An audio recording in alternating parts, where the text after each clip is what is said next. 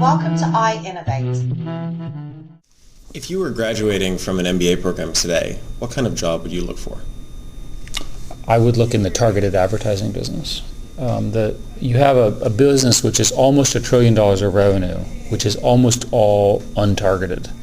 Google has proven that in a small corner of that, in online search, targeted advertising produces economic returns to the advertiser and to the eventual end user and the producer and so forth that are astounding by comparison to the alternatives. That's essentially the business success of Google. And there's every reason to believe that that model can be replicated. In order to have a successful company, you have to have both a successful vision, which of course is a great aspect of an entrepreneur, but you also have to have some revenue. You actually have a real monetizable revenue stream. You have to have an invention and a way of making some money.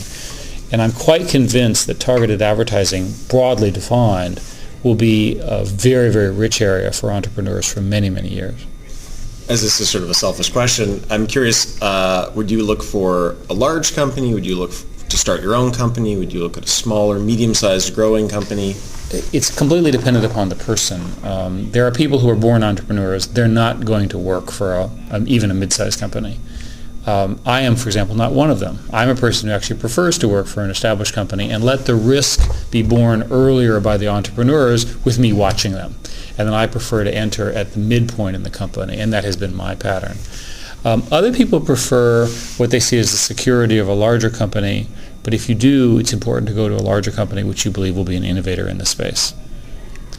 So it's really a person-dependent question, and I don't think there's a single answer coming out of business school, coming out of entrepreneur school. You can be an entrepreneur in a company, or you can be your own entrepreneur. It's a different risk and a different reward. If you couldn't work for Google, what would you like to do? I've always been interested in public policy and global issues, and I've always believed that the modern role of networking and communication has not been properly applied to understanding the world's problems. So I would work in that space. That's great. Looking back about a year for the whole self-censorship move with China, how do you evaluate that decision? It was a difficult decision and one that we spent a lot of time arguing through. We're satisfied we made the right decision. We have a strong local competitor in China. Google itself is the remaining strong U.S. player, and it looks like we're gaining now by virtue of the various product and other initiatives we're doing in China. The decision that we made, which is a difficult sort of moral, ethical decision, was that it was more important to engage with China under the laws that they have in place, with a hope that China will open up, that it will liberalize, which we believe it will. The alternative was to essentially reject China, not engage. And you don't affect change by rejection. You affect change by engagement, engaging and hopefully changing by virtue of your involvement, your persuasion, and access to your information. Do you think Google can do everything? Well, certainly not. There are many people who believe Google is changing their markets as a company. I would prefer to argue that, or view that Google is an example of an iconic company around a set of systematic changes that are occurring, whether Google does them or not. And those systematic changes are quite significant. When you think about the Internet and how the Internet has changed everyone's daily lives, the Internet and Google as a representative of the Internet, it's really the Internet that is changing these businesses, of which Google is one of the companies.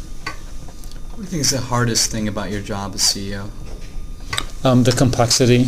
Google is now a large company with a lot of moving parts, and every day there are new surprises in addition to running a large set of initiatives. The most important thing in running a large company is to not get too jumpy, is to not panic, is to be consistent, to be coherent, to say to everyone, customers, partners, competitors, this is what we're doing, this is why we're doing it, we believe it's the right answer, and if it's the wrong answer, we'll appropriately change our direction.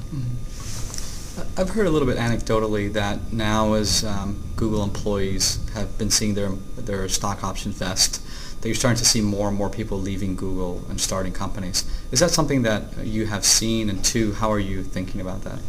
There is a small amount of that, and it's to be expected. It's not any kind of a land rush or anything like that.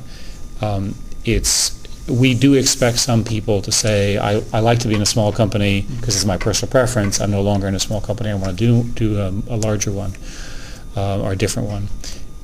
The early teams, some of the very early people have simply made so much money that it was better for them to retire. I have no idea what they're going to spend their time doing, but they probably end up being pretty bored. The good news is that Google continues to be able to attract the best and brightest of this generation of computer scientists, business people, and advertising professionals, so it's not been a problem. You spoke a little bit about public policy and social good. Could you speak a little bit about how you see the future of Google.org? Part of the responsibility that we saw at Google was to help influence the world in a positive way, in a way that's consistent with the values of the company. I don't mean the economic values, I mean the moral values. So Google.org is really set up to do that.